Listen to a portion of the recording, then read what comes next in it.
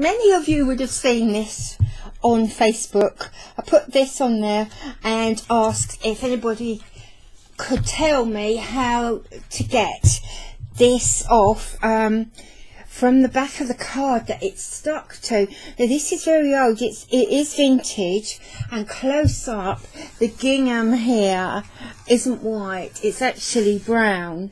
Now I'm not sure if this piece of canvas here or linen should be brown or if that should be white. So what I'd like to do is take it off as carefully as I can and just restore it a little bit so I can remount it or use it as something else. Now Kath and Christine from the Facebook group gave me some advice as to how they thought I should go ahead, so I'm going to join two suggestions together and I'm going to have a little go at doing it this way. And basically it is what I thought I would do, but I have to be honest, I haven't done this before. To me this was always a very specialist job that a technician did and not me. So right, it's definitely stuck to the back. It doesn't seem to be stuck all the way around. So that is the back of the frame off. Now this is the bit that might be difficult.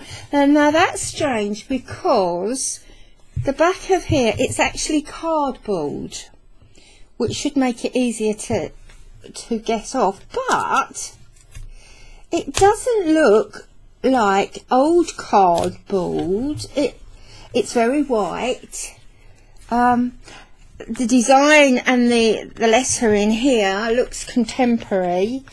It doesn't match the fabric, so I'm wondering if somebody has done this before me.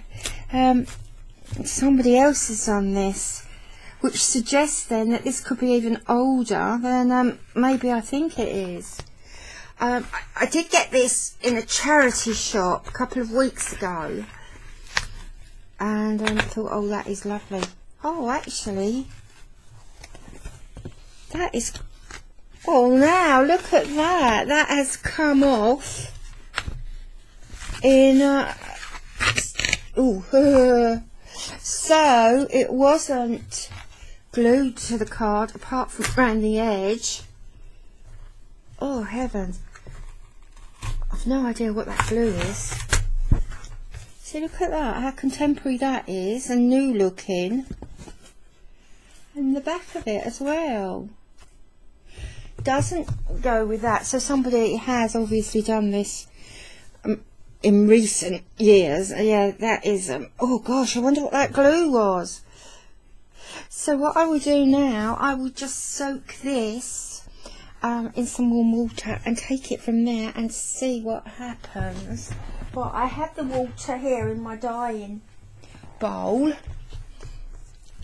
and I'm just going to pop it in. Now I'll pop it around that way. And it's just warm. It's warm. I'm a bit worried about the fastness of some of these colours, because if this is as old as I imagine it is, the colours of the red and the black, they wouldn't be fast. The hearts appear to be felt, and I think when I press them like this, I have a feeling that they're just bleeding a tiny bit of red. Now I quite expect this to shrink a little bit, so I'm going to leave it in here. I'm not going to do any rubbing or pushing and pulling. I am just going to leave it in there for a couple of hours to see how it gets on, and then I'll take it from there. But I do have a feeling that it will shrink, but nothing ventured, nothing gained, so we'll see what happens. It's been soaking for about an hour, and I've changed the water twice, and the water was very grubby. It was quite dirty. Now I've rolled it in this piece of toweling just to get the excess water away, and just undo it and see what's going on. Well, it looks as if it has shrunk, but the good news is there's been no bleed from the black or the red thread, so that's handy. Now it needs to be just stretched, and I'll do this on a box. So let me just straighten this up and pull some of these threads out, just the ones that are hanging. Yeah, this fabric feels weak. That gingham feels very weak. I think I'm going to have to be careful with that in case I tear it. Right, now I'm going to stretch this just on a box lid, a nice firm box lid, like so. With the piece of card that this was actually glued to around here, I'm going to use it on top of the box lid, and I'll cover this up with some white paper just in case there's any dyes in this cardboard that might seep through. So I have the box. Now I need a depth here. I need a certain depth to take the length of the drawing pin. If I didn't use the box, then the pin would go straight through the card. You see that? The pin there would go straight through the card, just as it has done there. So there needs to be a little bit of a depth to stop the pin going right through the card onto the table. Now we're going to put that on. Right, let me pull that down there. That's it. Hopefully that's centre there. And I'm just going to feel the edges there and pin this around, gently stretching it, not too much, but just giving it a little bit of shape. So I'm going to pull that across there, pin there. Now I'm really not too worried about leaving holes in the gingham, because at this stage I think I will be removing it anyway. It's actually this piece that I'd like, so I want to be a little bit gentle with that piece. Right, let's pull that down here.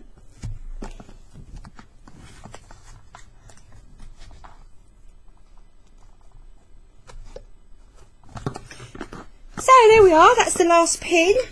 Now I'm just going to leave that overnight to dry, and hopefully it will dry nice and flat like this, and we'll then see about taking it off. It's almost a shame to remove the stitches here, someone's handwork, but there might not be an alternative. So I shall put it over there on the chair, and then in the morning that should be nice and ready to work with. It's been drying overnight, but I'm not sure it looks any different, even though the water was really dirty. I'm quite surprised that it hasn't fallen to pieces in any part. This has started fraying along there, but apart from that, it looks as if it's really held up well. Now I'm just going to iron this after I take the pins out. Lovely. Let's move that over there, and here we are.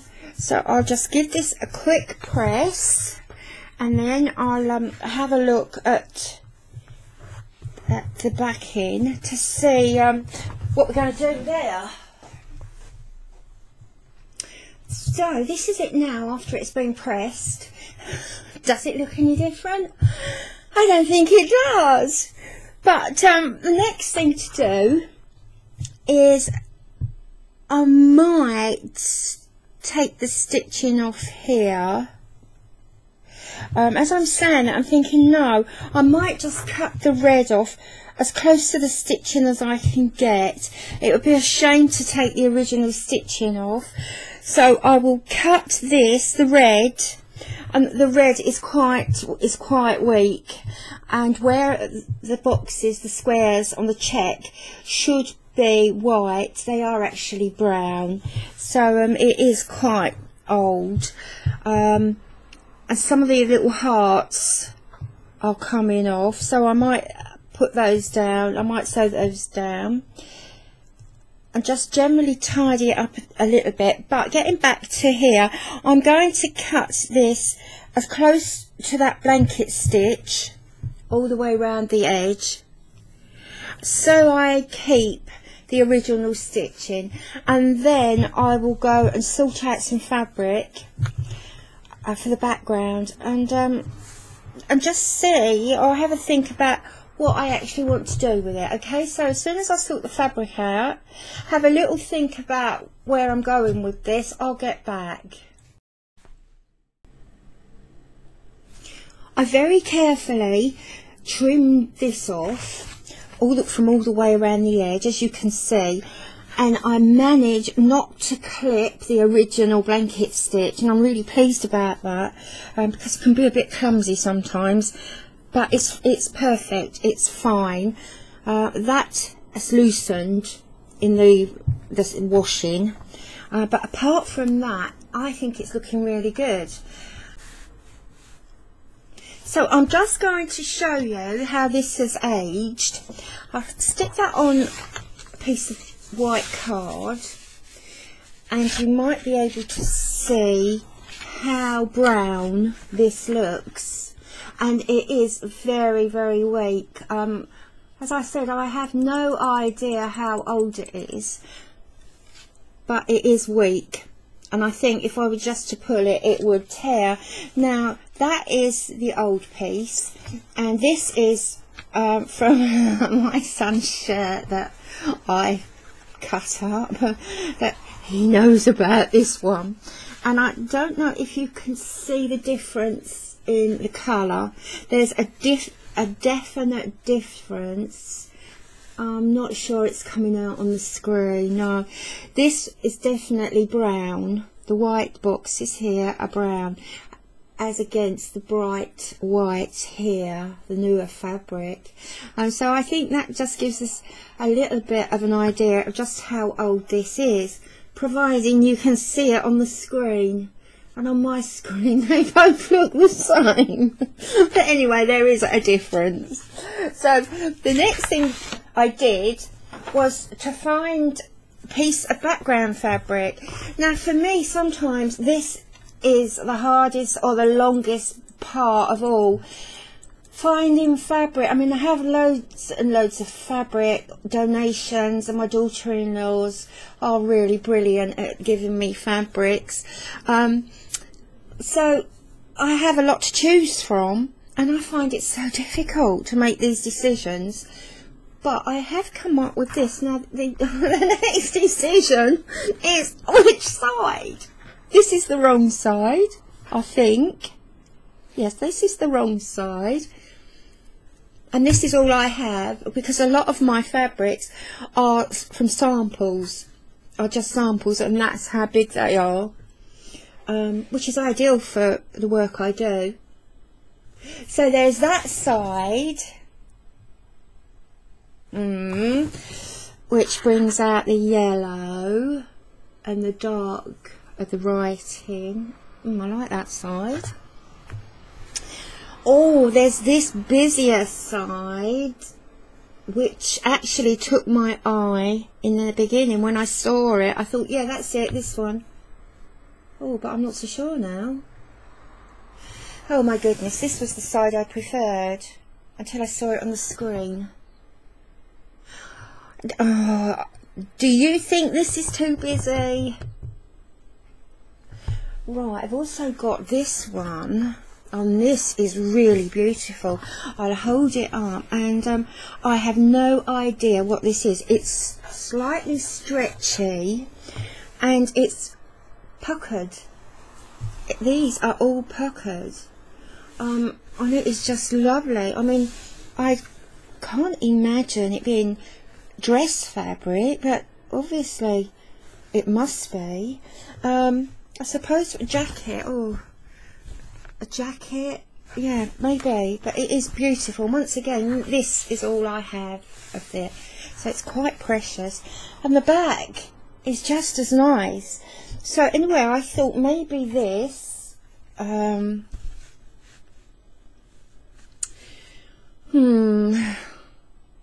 so sure, not so sure. Now this is a yellow green, so that might, if I make this a bit, oh, it is small, I can't make it any smaller. Oh, I don't, oh, I know. What about, oh, if I have, I'm going to make the, just lift that up slightly, there. What about if I have them both? Let me see. Oh, I don't know if there'll be enough of a border. Ah. Or will there? If I make the yellow smaller. That's a boy racer. He just loves doing that outside these flats for some reason.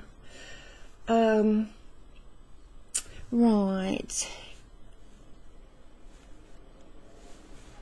I think if I make this smaller,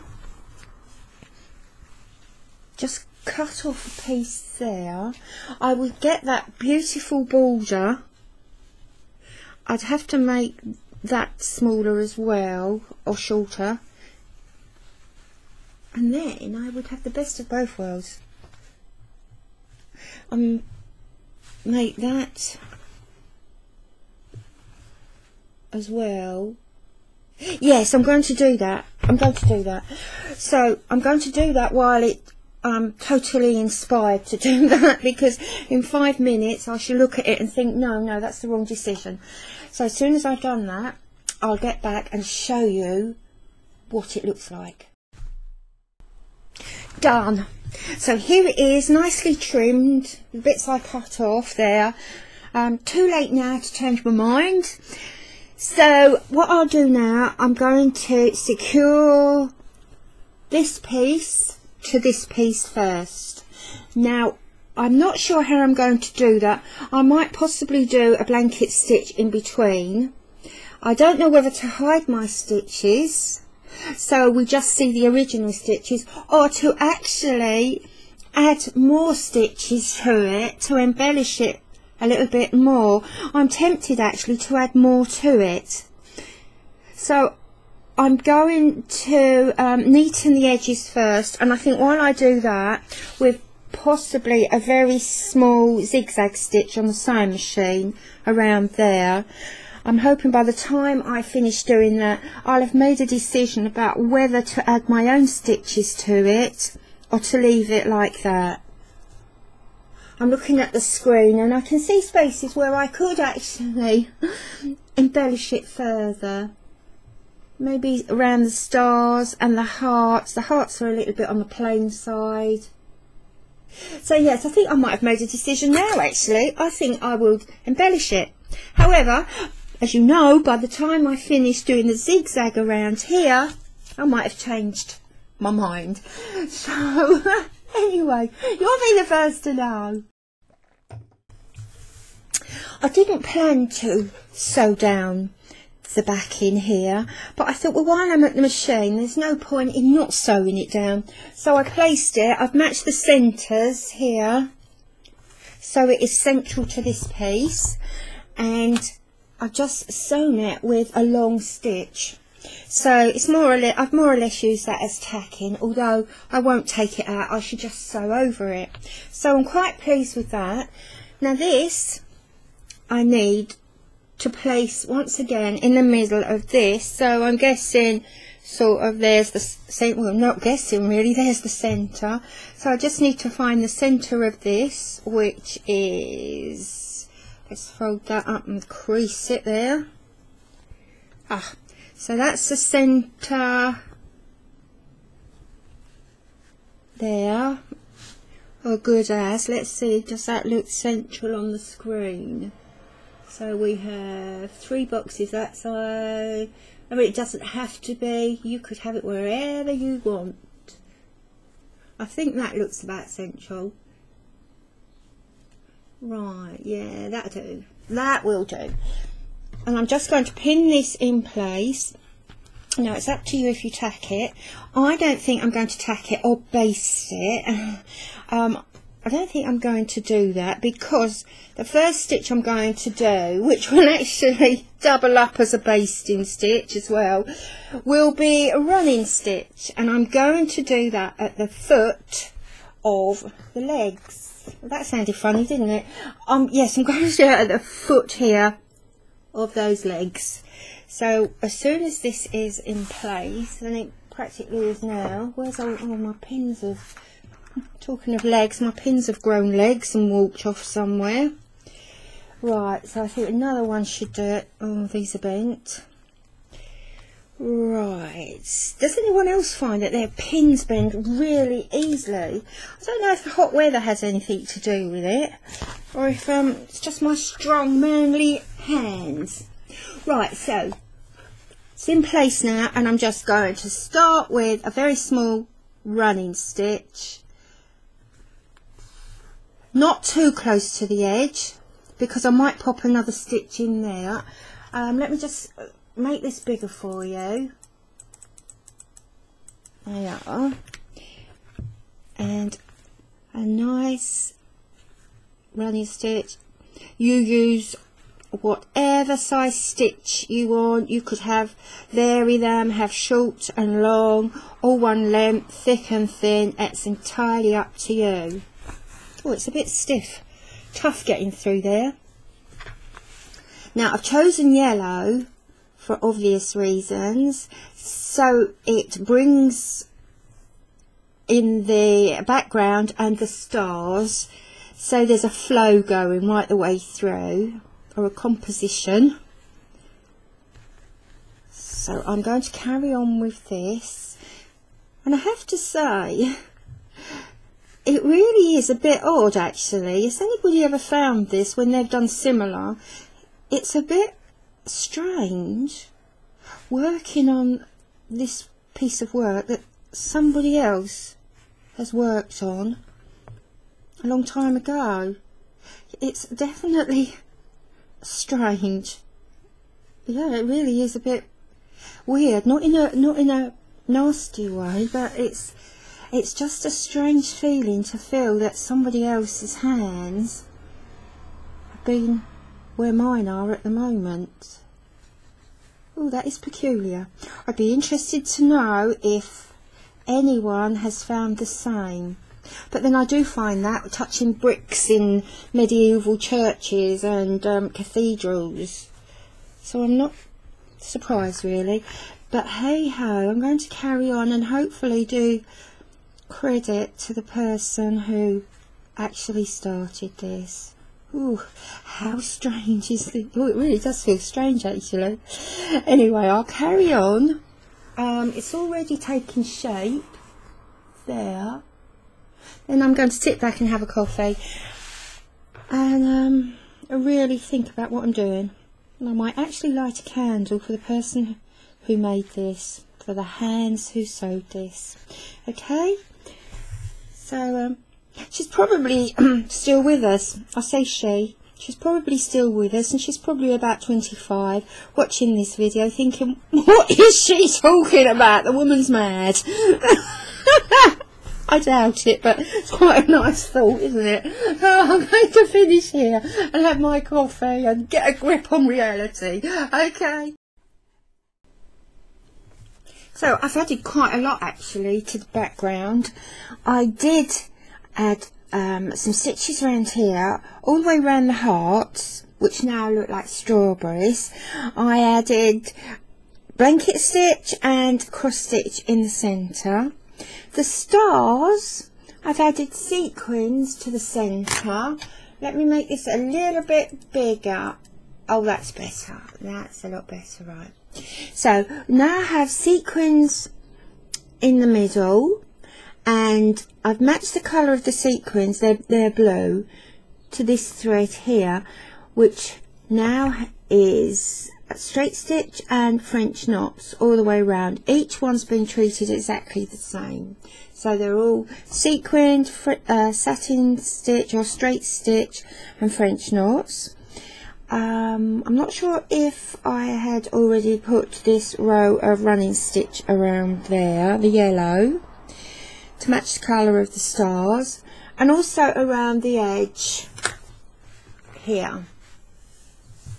All the way round I've done the pink running stitch, and then above that a single chain and alternated with cross stitch. Then just to finish it, I've added a tiny detail with these very small buttons, blue, to break up all the other colours and to match these. Very small buttons on either corner. Now, at this point, I'm calling it finished. It's been cleaned. It's been pressed.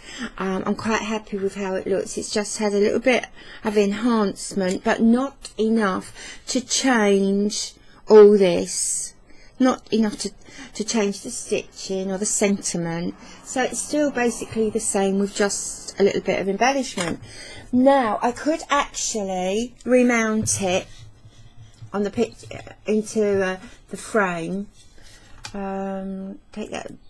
See, I could remount that into the frame, leave the frame as it is, because that's nicely distressed, and I think that's that just looks good as a frame.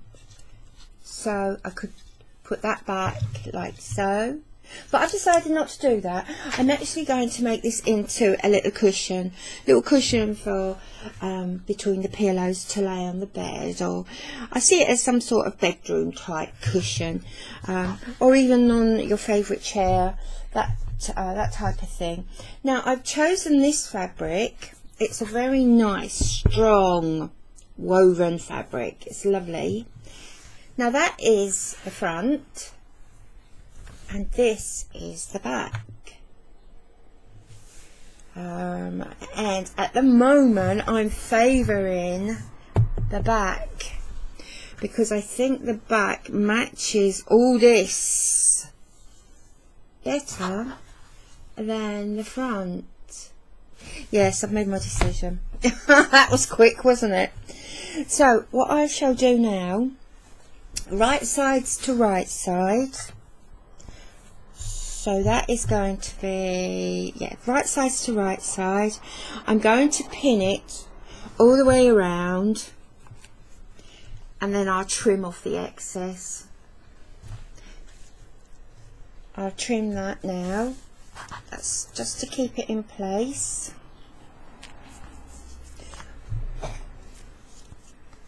I'll trim that off, and then I will machine sew, but you can do this by hand. You could do this with a very small running stitch, maybe 2 rows of running stitch, or a nice back stitch with some very strong, nice strong thread. Although bearing in mind, this, unless you're going to put this on your settee, this won't take much wear and tear. There we go. So remove that. Now I'm going to sew around three sides. I'm going to start, I bet that's my daughter saying, "I'm shopping, Mum, is there anything you want?" And she knows that I always say, "Oh, you could bring some milk in, milk's always good." Right, so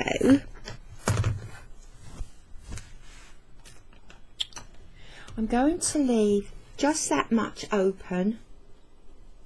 What is that? Maybe 3 to 4 inches, always 3 to 4 inches on the side, and I put my pins that way so I know where to stop and where to start. So I should start here, machine sew down here, all the way round, and then when I get to the pin, not that one, when I get to the pin that is lying that way, I stop, and then it'll be pulled inside out.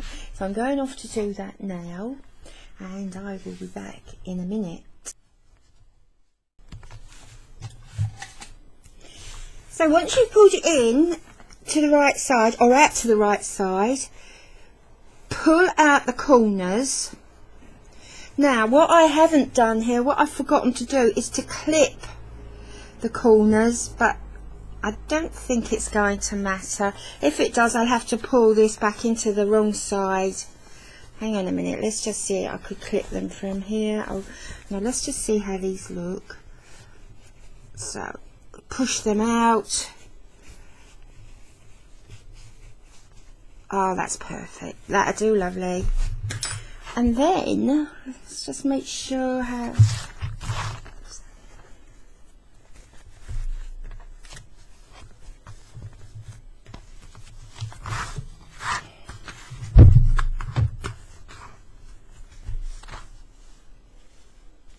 So there we are, and the next part is just to fill it. So this is the fun bit now, or another fun bit I should say, and that is just filling it with your stuffing. Now what I do, and I think I've explained before, I buy the cheaper pillows from the supermarket. It works out a lot cheaper than to buy this from craft shop or from elsewhere, and you get so much for, I think this pillow, it was £3.50. oh, £3.50 for 2 pillows, and I'm talking about the big pillows for the bed, and it just works out well. It's hygienic, it's clean and fresh, and if you need to wash it, you can wash it. It's acrylic, so it's going to last. Yes, so when you do need stuffing, do bear in mind these pillows from a supermarket or shops like Wilko, other shops, I think maybe B&M if you're over in the UK as well. They're very reasonable. That's lovely, and I think that will do it. A little bit more. Oh, I just can't get what I'm looking for here. A little bit more. Lovely. No, that will really do it. And the last thing to do is just to turn these edges in along the natural seam allowance, and it should fold in. Any pieces like this, little odds and ends of threads, just poke them inside, and then we're going to pin that along the seam allowance, like so.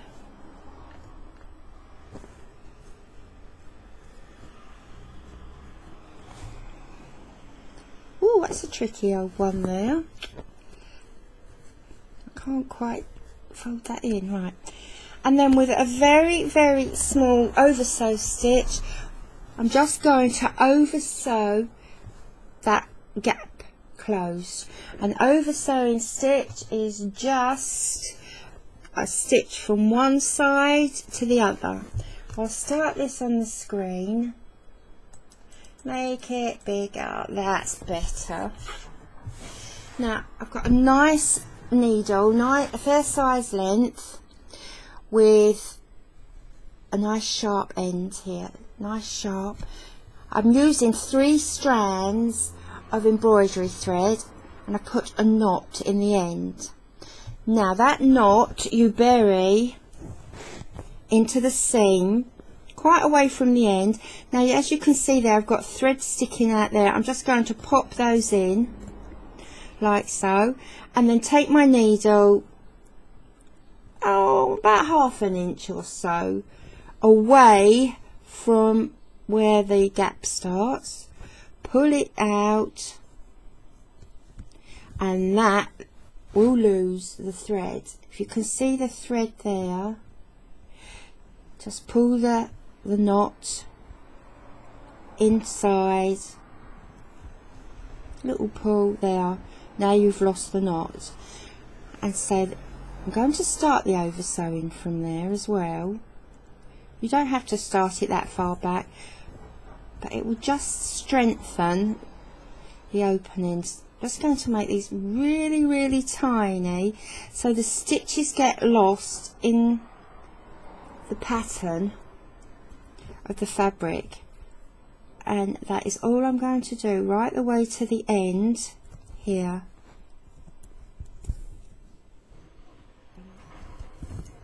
So at the end, I'm just going to over sew a couple of times in the same place, just to lock it and make sure that won't come undone.